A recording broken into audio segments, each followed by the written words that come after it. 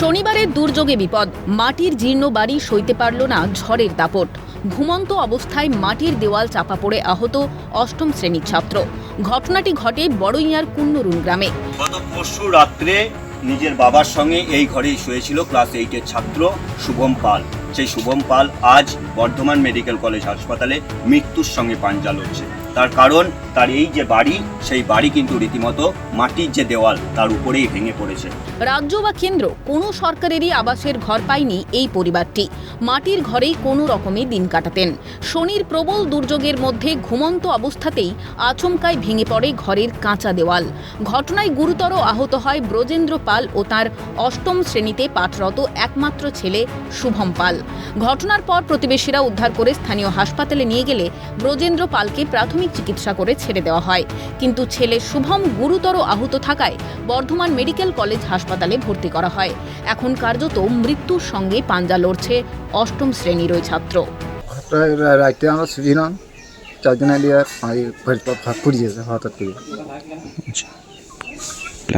ঘরে আমি ছিলাম, আমার বেটা ছিল দুজন, আর বাইরে ছিল আমরা ওখানে বকা বকা দিয়ে বাইরে একজন ছিল।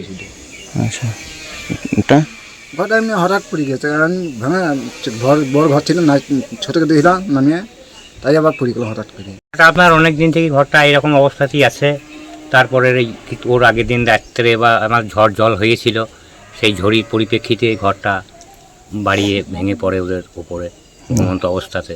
আচ্ছা, তারপরে আপনার দুজনে চাপা পড়ে যায়। চিৎকার করার পরে পাড়ার লোকজন সব এসে উদ্ধার করে। তবে অবশেষে সিএনএর খবরের জেরে আশার আলো।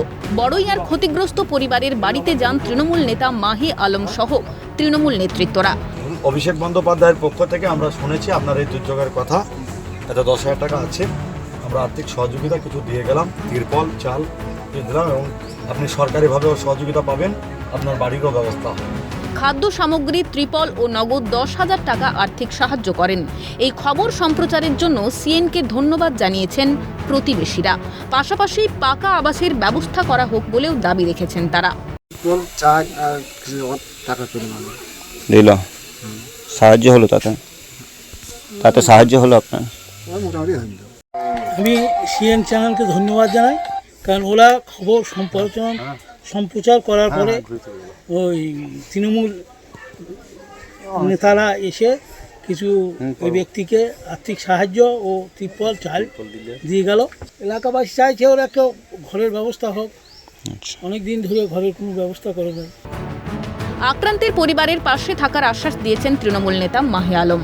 এই পরিবারের গতকাল যে ঝড় জল বৃষ্টি হয়েছে, সেই বৃষ্টিতে তার সন্তান তারা ঘরে শুয়েছিল, সেই মতো অবস্থায় ঘর পড়ে যায়।